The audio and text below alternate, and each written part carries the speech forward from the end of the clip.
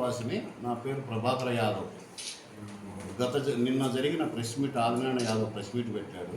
భూమి నాదని press meet పెట్టాడు. నేను అందువల్ల ఈరోజు ప్రెస్ మీట్లో నా నిజాయితీని నేను నిరూపించుకునేదానికి ప్రెస్ మీట్ పెట్టాను.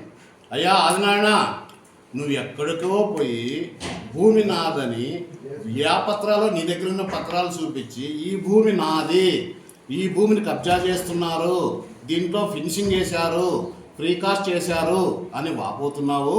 నువ్వు రావయ్యా పెనుగొండకు వచ్చి నీదా భూమి నాదా, నేను ప్రెస్ మీట్ పెడతా, నువ్వు రా ప్రెస్ మీట్ లేదు, నువ్వు పెట్టు ప్రెస్ మీట్, నేను వస్తా. మీడియా మిత్రులే తెలుస్తారు ఆ భూమి ఎవరిది అని.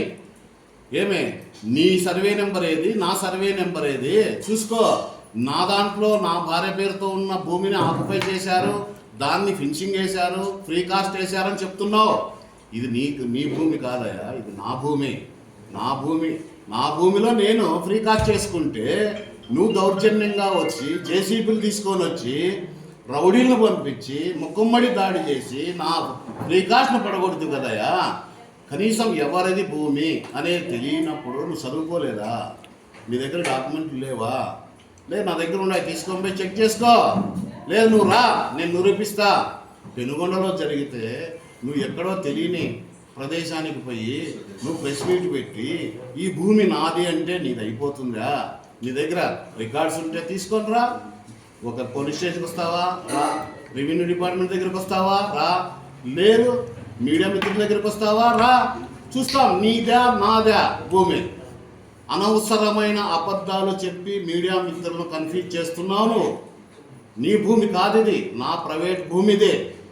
ఏమే నీ ఉనికిని కాపాడుకునేదానికి నువ్వు ఊసరపిల్లి మాదిరి మారుకుంటూ పోతూ ఉన్నావు.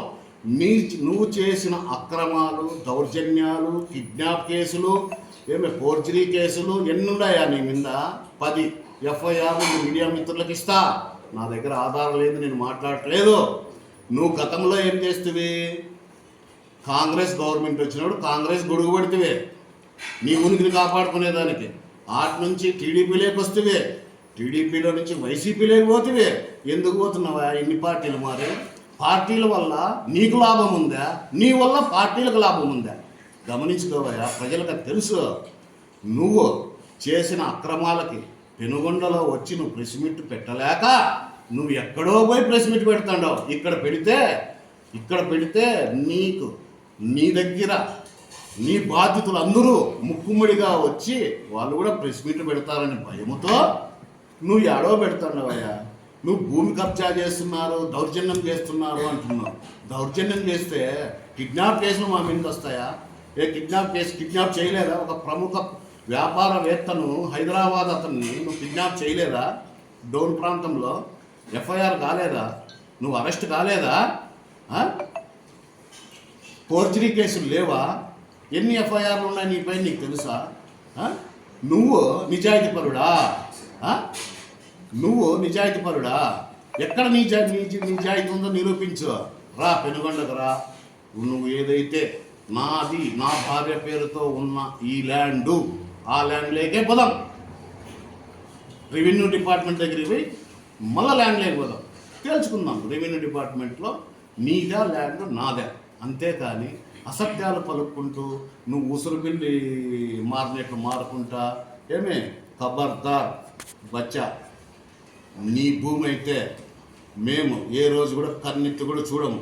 నువ్వు ఎన్ని కబ్జాలు చేశావో, ఏమి చేశావో అనేది దేశానికి తెలుసు, మీ మండలానికి తెలుసు, మీ నియోజకవర్గంలో ప్రతి ఒక్క పిల్లవాడిని అడిగినా చెప్తాడు నీ గురించి.